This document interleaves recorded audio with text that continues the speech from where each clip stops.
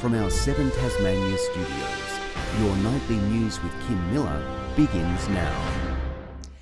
Well-known Tasmanian Aboriginal activist Jim Everett has been charged with trespassing following a protest against native forest logging in the Central Highlands. The Palawa man argues the state's court system has no jurisdiction over his efforts to protect country. Escorted by police through the remnants of forest in the Central Highlands, Tasmanian Aboriginal elder Jim Everett arrested while protesting against native logging, but still in good spirits. Your 82nd birthday today. Really? That's right. Happy birthday. Don't look 82. Spending his birthday continuing his fight in protecting forests in country. Native forest logging has to be stopped. It can be stopped. It's the most foremost issue that Tasmanians need to be taking notice of. It's very serious. There's rare and endangered wildlife, including swift parrots, masked owls, Tassie devils, the whole range being destroyed day after day. The Palawa man attesting what he describes as the colonial court, saying it has no jurisdiction over his actions to protect the land. I don't recognise the colonial courts of this state or indeed of this country. It's not his first run-in with the law. The well-known activist was previously arrested while defending a giant eucalyptus from logging in the Styx Valley earlier this year, refusing to attend court. And I will not attend the court until they take me to the court, because it does not have jurisdiction. And has this wish for his birthday. Everybody in this state, everybody, need to come together and protect these forests. The state government says it respects the right of an individual to protest peacefully and lawfully. Rebecca Gaydaneris at 7 Tasmania News. Nurses and midwives are demanding babies be counted in staffing ratios amid growing safety concerns for patients and workers. It comes as Labor highlights fears of sweeping cuts to health, putting the incoming health minister under pressure a day before she's sworn in. They're the frontline workers helping bring new life into the world, but the newborns they care for aren't recognised as patients when it comes to midwife ratios. We know that that isn't sustainable. It doesn't result in quality care outcomes for the woman or the baby. Nurses launching their campaign this afternoon to count the babies. They're the latest among a raft of health workers across the state fighting for better conditions. We just want some more recognition for the workload these little ones take. And follow the other states forward. A government spokesperson says it's open to advice on workforce methods, but its investment into the health sector is under the microscope. The Health Department's latest annual report showing the more than $3.1 billion spend from last financial year is expected to drop by at least $250 million. Some of the biggest cuts are being made to outpatient services, slashed by $112 million. Followed by a $45 million funding drop to statewide and mental health services and $38 million cut from emergency departments. You can't cut pathology, you can't cut pharmacy, you can't cut catering or cleaning without having an impact on service delivery. The Premier claims those numbers don't tell the full story. The government says more funding is likely to come on top of this year's forward estimates. We are reaching in and investing in primary healthcare services and supporting cutting red tape. The report also revealing Tasmanians waited longer in the ED compared to the year before, with just over half seen to in the recommended time frame.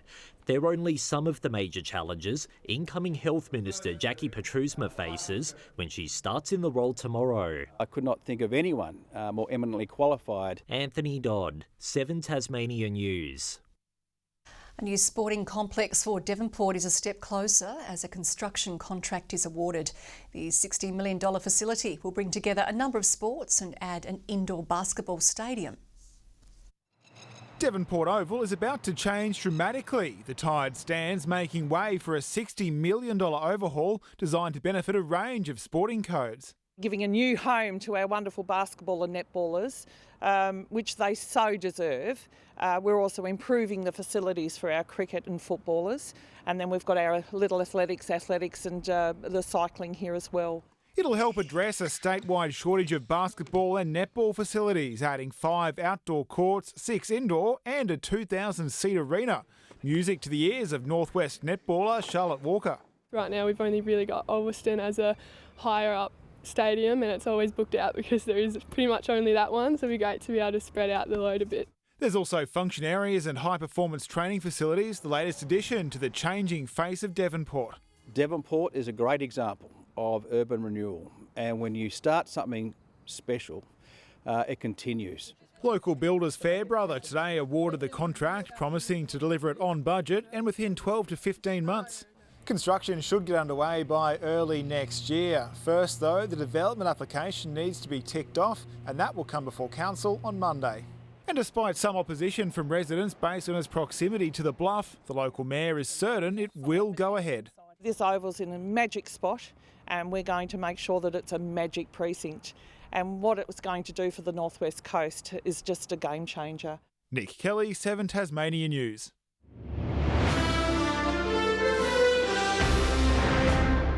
High above the port of Burnie, this new shiploader has just started work, loading Tasmanian minerals onto vessels for export around the world. The monster machine, made locally for Tasrail, is replacing its 60-year-old predecessor.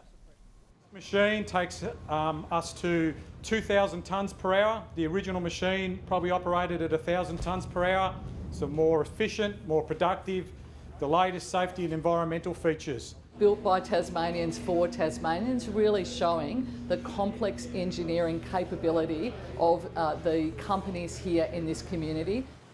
Last year, Tasrail shiploaded more than 500,000 tonnes of West Coast minerals for export. Harrowing accounts of the impact of bullying and discrimination on Tasmanian students have been laid bare in a parliamentary inquiry. The evidence putting behaviour inside Tasmanian schools under the spotlight as advocates call for a cultural reset. For Rosalind Wharton, her daughter's start to high school was anything but textbook.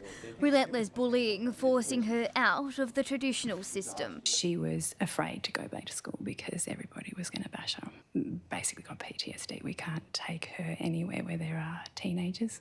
The mother sharing her family's experience as part of a parliamentary probe examining the impacts of bullying and discrimination. The kids really start to withdraw from the school system. They have a fear of going to school. The role parents play in schoolyard behaviour also put under the microscope. The inquiry hearing social media use and poor treatment of staff are major sticking points. With something that is completely inappropriate, either a personal attack or it's a completely inappropriate encroachment on their personal time. The committee also hearing revelations of a growing culture clash. Concerned Catholics Tasmania claiming teachers are being forced to choose between towing the line of the Catholic Church or prioritising student interest. Relationships are frightful. Staff and schools are frightened of the senior management. More testimonies will be heard next month. Victoria Easto, 7 Tasmanian News. While Tasmania didn't make the itinerary for the King and Queen's Australian visit, their Majesties were still able to sample some of our delicious produce. The menu from last night's dinner with the Prime Minister has been revealed, with Tasmanian gravlax salmon among the dishes on offer. That was paired with a Joseph Cromie non-vintage sparkling. The Tassie Drop was one of 5 Australian wines on the menu, all retailing for less than $40 a bottle, yet still fit for a king. A Launceston-based youth service has been given a major boost thanks to a $900,000 grant.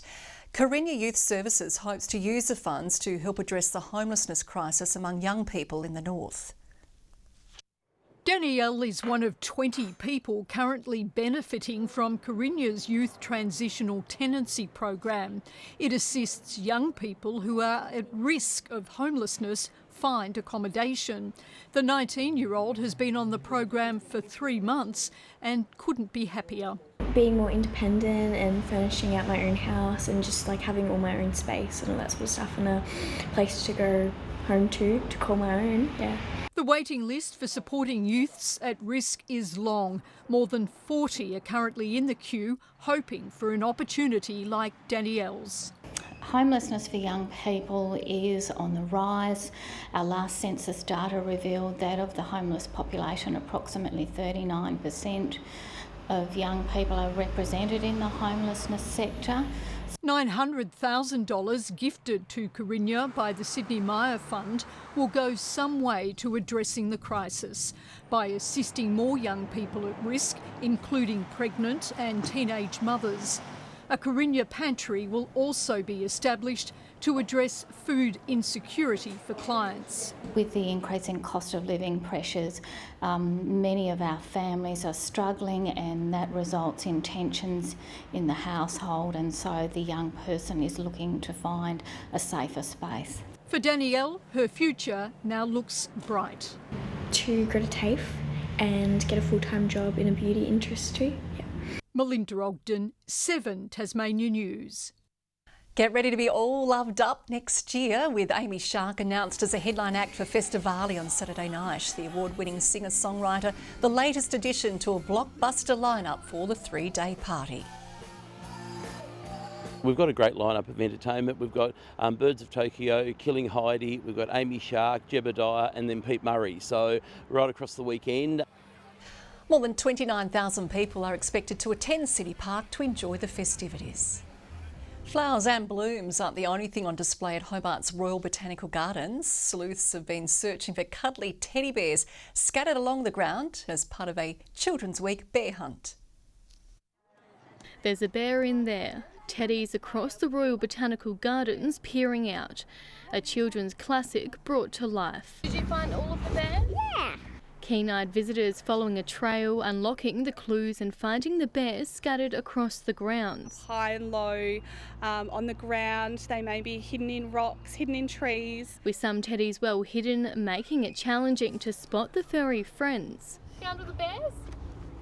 The bear hunt, part of Children's Week celebrations, this year's theme, children having the right to a safe and clean environment. Children are, so important as part of this community. So we just want to be able to celebrate children, make sure they feel involved and listen to their voices. It's wonderful seeing the kids run around. A chance to also soak up the atmosphere. Nice opportunity to get out and explore the gardens. The Botanical Gardens is absolutely stunning at this time of year. We have baby ducklings, we have beautiful flowers. And it's not just for the kids, the adults also getting in on the hunt. I found the bear, yeah. There are 26 bears scattered across the gardens, but not all of them will be as easy to find as this guy.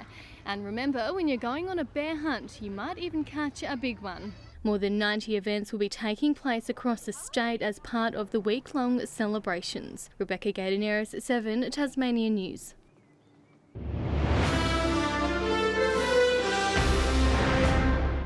Undoubtedly sleep-deprived Western Australian Hilton Cartwright returned to the crease this afternoon after the birth of his son early this morning. He'd make 65 against the Tigers, but it was a scalp of Josh Inglis after that century that turned things around for Tassie. Inglis next, and there's another wicket. Bo Webster. Well, his return to the crease has proved dividends for Tasmania. After bowling the hosts out for 332, the Tigers are struggling to score, still batting 3 for 67 a short time ago. The Hurricanes are trying a first this season, using the WBBL's associate player rule to sign Scottish captain Catherine Bryce. She joins the Canes off the back of the Women's T20 World Cup. It's not her first time in Tassie though, having played for Newtown last CTPL season. Northwest riders Kyron Bacon and Jonty Riders have finished up with the international 6-day enduro in Spain. Mixing with the world's best in wet and muddy conditions, Kyron ended up 20th overall and Jonty 21st. Their team Australia coming 4th. And Tasmania has just missed out on playing the gold medal match in the women's pairs at the Australian Championships. After a neck-and-neck battle with South Australia, Jean Claridge and Beck Van Ash were overtaken late by the South Aussies in a game of millimetres, ending in a draw just a few minutes ago, which is not enough to jump over the South Australians on the ladder in the final section game. And that's all in sport, Kim. OK, thanks, Nick. We'll take a break now. Now, Murph will join us with the weather.